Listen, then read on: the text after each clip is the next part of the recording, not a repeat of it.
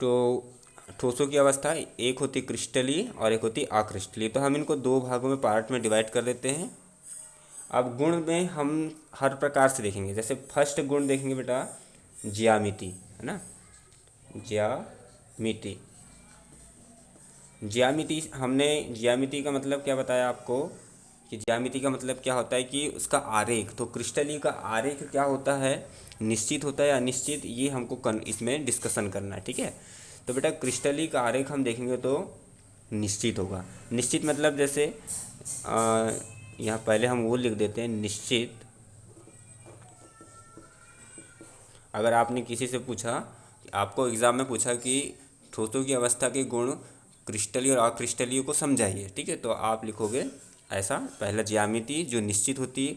निश्चित ज्यामिति से मतलब किस टाइप की ज्यामिति, जैसे देखो मैं आपको एक ज्यामिति बना रहा हूँ, तो ये हो गया, ये डॉट, ये डॉट, ये गोला, ठीक है।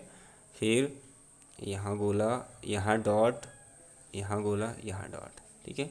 फिर एक और ले लेते हैं, यहाँ डॉट, यहाँ गोला, यहाँ डॉट, यहाँ गोला, ठीक है। यहाँ गोला, यहाँ डॉट, यहाँ गोला, यहाँ dot.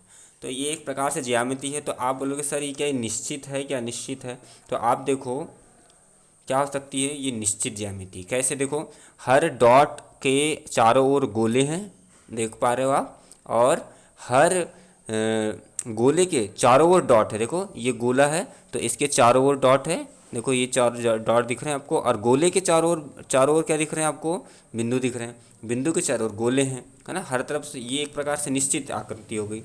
Okay, I hope clear हुआ होगा आपको, है ना, कॉन्सेप्ट। हम चलते हैं इसके नेक्स्ट कॉन्सेप्ट में, किसमें, अक्रिस्टलीय। अक्रिस्टलीय की आकृति क्या होगी बेटा, अक्रिस्टलीय की आकृति होगी अनिश्चित, है ना, अनिश्चित आकृति होगी, अनिश्चित, अनिश्चित। तो अनिश्चित आकृति किस टाइप से, अरे आप इसको ऐसा ले लो, यहाँ पर एक डॉट है, यहाँ गोला है, यहाँ डॉट है, यहाँ गोला है, यहाँ डॉट है, यहाँ गोला है ना।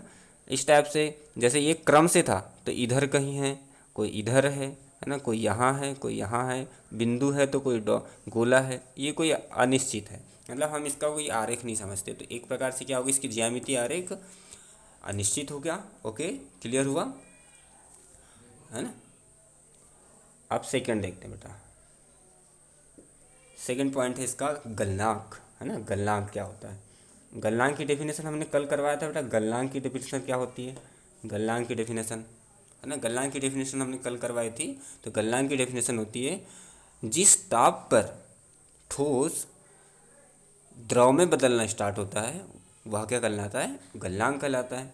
ठीक है, तो हमने कल ठोसों का गलनांक पढ़ा था, अब हम क्रिस्टल का गलनांक पढ़ेंगे। तो बेटा इसको जब हम गर्म करेंगे, ठीक है, तो ये क्या होगा, ये निश्चित होगा। ठीक है, क्रिस्टल क्या होगा, जब हम इसको गर्म करेंगे तो ये एक निश्चित ताप पर पिघलना स्टार्ट हो जाएगा। जैसे उदाहरण के लिए हम आपको समझाते हैं। आपने क्या रखा, आपने गर्म करने के लिए रख दिया बटर, है ना। बटर समझते हो, बटर, बटर मतलब मक्खन, ठीक है, ये बटर हो गया। इसको आपने नीचे से हीट किया, ठीक है, हीट किया, तो ये 1 डिग्री मतलब एक 50 डिग्री मान लो, 50 डिग्री सेल्सियस पर क्या होगा, ये पिघल जाएगा, पूरा पिघल जाएगा। ठीक है, मतलब ये 50 डिग्री जैसे दिया तो ये बटर जो है पूरा पिघल जाएगा। ठीक है, अब आगे चलते हैं हम। ये निश्चित हो गया, मतलब 50 डिग्री में ये कंफर्म हो गया कि पिघल जाता है। इससे ज़्यादा इसको ज़रूरत ही नहीं है। ठीक है, हीट देने की, गर्म करने की। अब हम दूसरी तरफ चलते हैं, हम चलते हैं अक्रिस्टलीय की ओर। अक्रिस्टलीय क्या होगा बेटा, अनिश्चित होगा। ठीक है, क्या होगा, अनिश्चित होगा। अब कैसे अनिश्चित होगा हम उसको भी देख लेते हैं। तो आपने देखा ये बटर था, ठीक है, अब आप दूसरी चीज़ लेते हैं, आप कोई दूसरी और ले लेते हैं जो जिसको समय लगता है, प्लास्टिक ले लेते हैं। ठीक है, तो प्लास्टिक को ज़्यादा समय लगता है, मान के चलो कि ये प्लास्टिक है। ठीक है, ये प्लास्टिक है। अब इसको भी आपने गर्म किया, ओके, अंगार धीरे अंगार जलाया। अब क्या हो रहा है, एक समय तक ये पिघलना स्टार्ट हो रहा है 50 डिग्री से। लेकिन कब तक पिघल रहा है, धीरे धीरे। जैसे आपने टायर देखा होगा, टायर को आप जलाते हैं, है ना, टायर को आप जलाते हैं तो पहले धुआं लगता है, फिर उसके बाद उसमें आग पकड़ती है ना, उसके बाद वो पूरा जल जाता है। तो 50 डिग्री से तो वो क्या होगा, धुआं स्टार्ट होगा उसका, ठीक है। फिर आग कब लगेगी, उसमें आग लगेगी 100 डिग्री में जाते तक। ओके, हम एग्जांपल ले रहे हैं।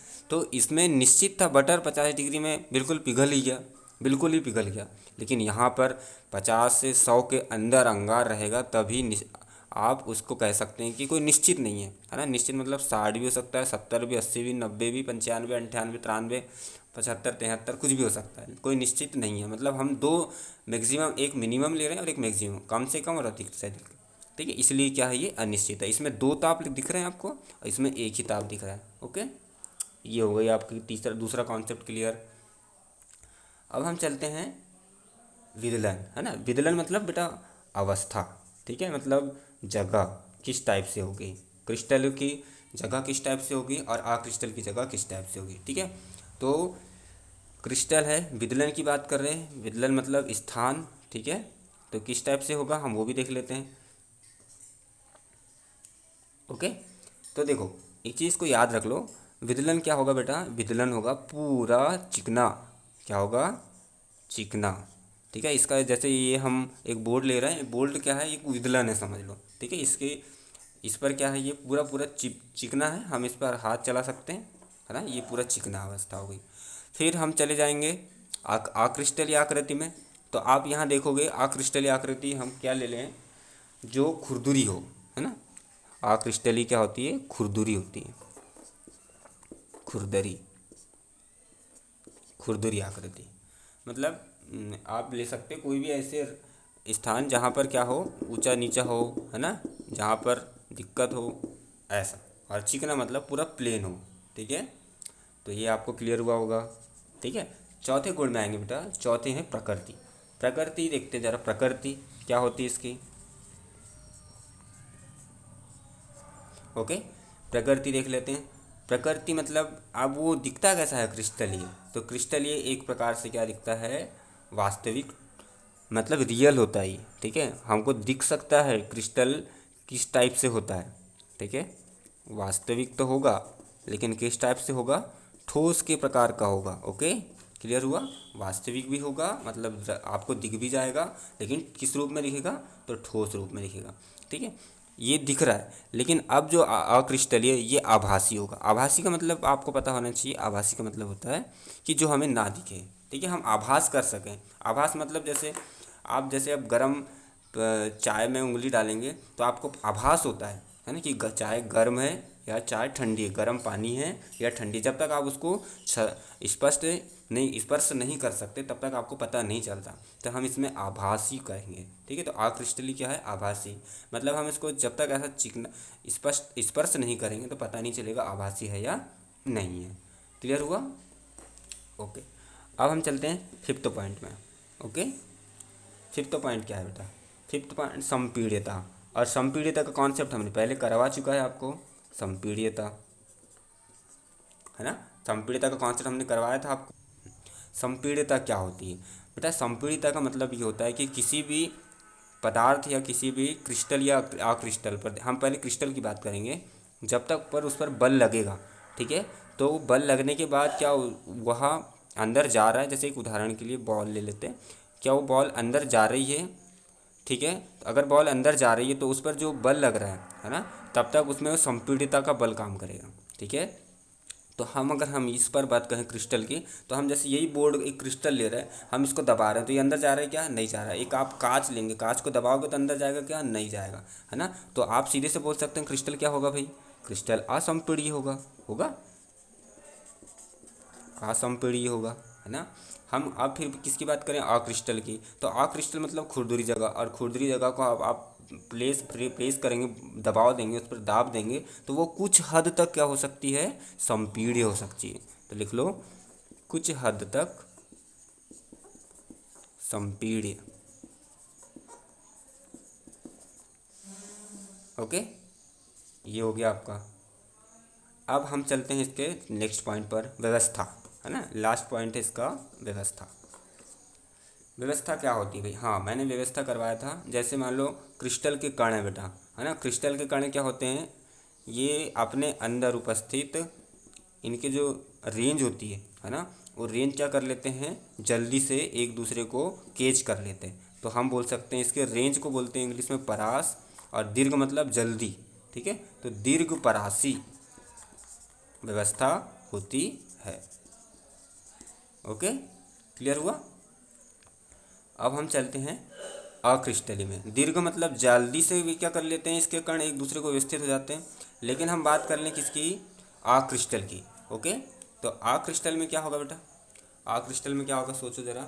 अक्रिस्टल में लघु परासी मतलब इसके जो कण है ना वो जल्दी से, लघु मतलब धीरे धीरे, ठीक है, दीर्घ परासी होते हैं, दीर्घ परासी। ओके, तो ये था ठोसों की अवस्था के गुणों का वर्गीकरण और उसके आधार के गुण। पहला ज्यामिति, जो ज्यामिति क्या होती है, क्रिस्टल की निश्चित होती है और क्रिस्टल की अनिश्चित होती है। हमने बताया एग्जाम्पल, गलनांक क्या होता है, एक निश्चित होता है एक अनिश्चित होता है। ठीक है, विदलन क्या होता है, चिकना मतलब इनकी सतह चिकनी होती है, और ये खुरदुरी, खुरदुरी मतलब रबर ले सकते हैं आप, है ना, और चिकना मतलब कांच या कोई भी प्लेट ले सकते हैं। ठीक है, वास्तविक ठोस होते हैं। ठीक है, मतलब ये ऐसे ठोस होते हैं जो आपको दिखते हैं। ठीक है, और इनकी प्रकृति क्या होती है, अक्रिस्टली की आभासी, मतलब हम इसको आभास कर सकते हैं। ठीक है, आभास कर सकते हैं कि ये है या नहीं। हम एक एग्जांपल देते हैं, जैसे जो ब्लाइंड होते हैं, ब्लाइंड मतलब जो अंधे लोग होते हैं ना बेटा, अंधे लोगों के लिए अब नोट के ऊपर में, है ना, जैसे 500 के नोट है, 500 के नोट पे उभरी हुई सतह को बनाते हैं। तो उभरी हुई सतह रहती है, तो वो जो अंधे लोग रहते हैं ना, वो उसको क्या करते हैं, वो स्पर्श करते हैं और पता करते हैं कि वो नोट कितने की है ना, उनको नहीं पता चलता, इसीलिए नोटों को अब उभार करके बना जाता है।